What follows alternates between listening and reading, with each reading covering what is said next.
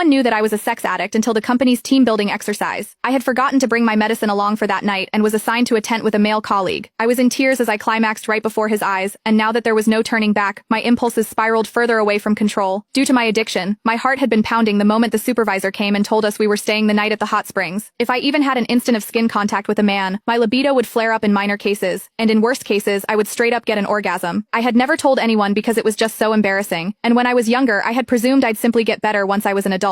That was until I realized the symptoms were getting even more out of control, and there was that one time I almost moaned out loud in public. Fighting back the embarrassment that almost killed me, I went to the doctor and got some medicine. However, I had forgotten to bring my medicine, as this team-building exercise was organized out of the blue, and very far from my home. Even as I fought against the fear eating me inside, warning myself to restrain myself and stay well behind, our supervisor suddenly announced, "Sorry guys, all the rooms have been booked, but we have tents. There aren't many, so we're just going to have to make do. Ruth, you're going to Dean's tent." And that was how we got to the situation right now. Me, a sex addict with no meds within reach, following the burly man into the tent. I did my best to keep to a corner in the tent, biting my lip and closing my eyes while telling myself to fall asleep as soon as I could before the last dosage lost effect. But that was when Dean came to me. "What's wrong?" he asked. I could feel his body warmth from my back, and my skin was already crawling. "Nothing. I'm fine. Please, just stay away from me." But even as the stimulation extended from my skin to the rest of my body, I knew the pain was coming. I checked my phone and only saw that it was midnight, 6 hours since I had last taken my pills. It was losing effect soon. Soon my whole body was shuddering, while there was a warm stream gushing out between my legs. I kept my head buried between my legs and did my best not to look at Dean. People would mock me for being a skank if they noticed my condition, and I couldn't bear to stay in the company at that point. Meanwhile, Miles Hendricks, the other colleague in the tent, was already snoring out loud. I kept clenching my knuckles, my own nails digging into my palm. The pain calmed me somewhat, and I told Dean, "Sorry, I'm not distancing myself. I'm just not feeling well." Never could I have expected Dean to move toward me without another word, reaching out with his large warm palm and pressing it over my forehead. Even as he held his palm steady, I found myself staring at his chest and nothing else. I could also see that distinct collarbone and chiseled chest under his shirt. I seemed to tighten at the very next second, and orgasmed amid my embarrassment, and the ensuing moan could barely be stifled. Worst of all,